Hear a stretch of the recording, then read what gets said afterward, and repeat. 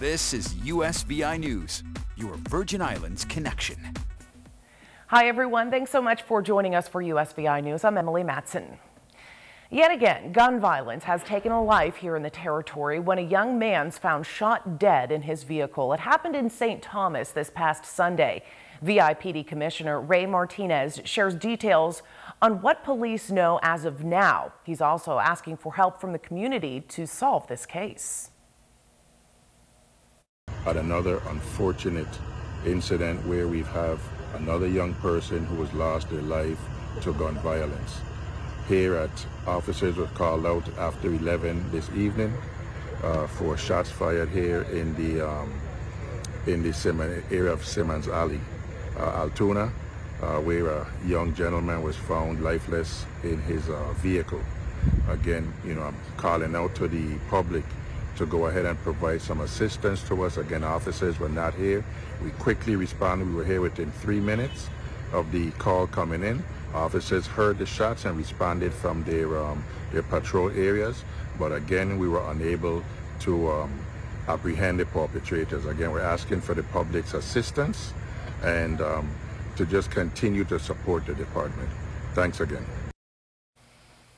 A new company is moving forward with purchasing the Lime Tree Bay refinery on St. Croix. St. Croix Energy confirmed to Reuters a few days ago it has acquired the refinery during an auction at a bid of $29 million.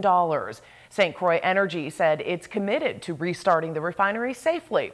Previously, the private equity firms EIG and ArcLight Capital had invested about $4 billion into reviving the aged facility.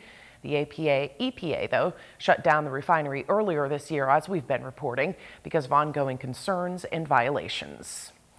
Big news for residents in the territory when it comes to health resources. Governor Albert Bryan Jr. announced a public-private partnership to combat diabetes here in the Virgin Islands through the new VI Diabetes Center. It will combine telehealth, nutritionists, outreach vans, and much more. The first center is opening in St. Croix, and plans are underway for St. Thomas and St. John as well. This is a program that brings the services for true diabetes management right to your doorstep. It combines the use of telehealth, nutritionists, and outreach vans equipped with teams of specialists to help Virgin Islanders live healthier lives and live those lives with diabetes. It also gives family members and loved ones the support needed to cope with the illness and make the necessary lifestyle changes. It gives me great pleasure to announce the public-private partnership and the launch of the Virgin Islands Diabetes Center. Our goal is to reduce the burden of disease and improve the quality of life for all those who have or are at risk of diabetes. We hope to achieve this goal by focusing on the following initiatives. First, we hope to develop and implement a comprehensive rural health outreach program to bring diabetes services to VI residents. This will include utilizing a mobile outreach van outfitted with diabetes care support services to include rapid A1C testing, foot and eye exams, lipid panel drawing stations, and also real-time patient monitoring systems. Certainly great benefits to help the health of people here in the territory. Meantime, Governor Bryan says 17% of the USVI population have diabetes and 30% face obesity, which is a precursor to diabetes. It also hits home to his family. Recently, his wife Yolanda and his daughter discussed diabetes and how his daughter manages it. She talks about the ups and downs and offers this advice. Number one, the sooner that you acknowledge that you are a diabetic, this is something that you're going to have for the rest of your life, and you start to take steps to benefit your health, the better. Number two, allow yourself grace. I mean, we're human, we're all fallible. We all have the capacity to slip back into bad habits. It has not been a steady uphill climb. It's been more of a trot with lots of peaks and valleys. and you have to allow yourself room to fall down and get back up again. Number 3, if you're a student living with diabetes, seek out counseling. Utilize your school's counseling services. I know many schools do that now. Talk to somebody. Don't allow your mental health to start to manifest itself into your physical and affect you. Some great advice and powerful words from the first daughter for sure. Continuing with health news now, the latest on the active COVID case counts here in the USVI and details of a worrisome new variant. Numbers this Tuesday were down significantly, but the Omicron variant is raising concerns. According to the latest numbers from the VI Department of Health, 43 people are currently testing positive for COVID throughout the territory. That's the lowest number we've seen in some time. These actually have not been updated on your screen, so the numbers you're seeing on your screen are dated, and I apologize for that. But there are 37 active cases on St. Croix right now, 6 in St. Thomas, and no active cases on St. John.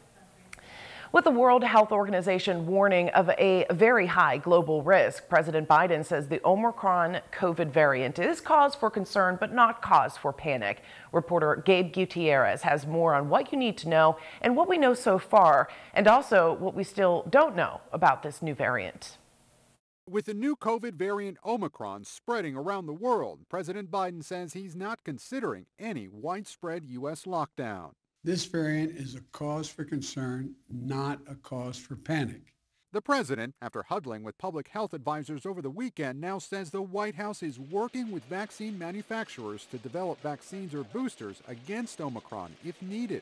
The best protection against this new variant or any of the variants out there, the ones we've been dealing with already, is getting fully vaccinated and getting a booster shot. Tonight, the CDC is stressing that people 18 and older should get a booster. It comes as the Biden administration's new travel restrictions for 8 South African countries take effect. They bar foreign visitors to the U.S., but not American citizens trying to get home. Other countries such as Israel, Morocco, and Japan are launching even more drastic steps, banning all travelers as a growing list of countries confirm Omicron cases, including Canada. Today, New York City reinstituted its indoor mask advisory, regardless of vaccination status. We have notification that it has arrived in Ontario, which is literally across the bridge from where I live. I can see Canada from my house. But with stranded passengers at Johannesburg's airport, South Africa's president says the global travel restrictions are an overreaction. Some doctors there saying the variant's symptoms are mild.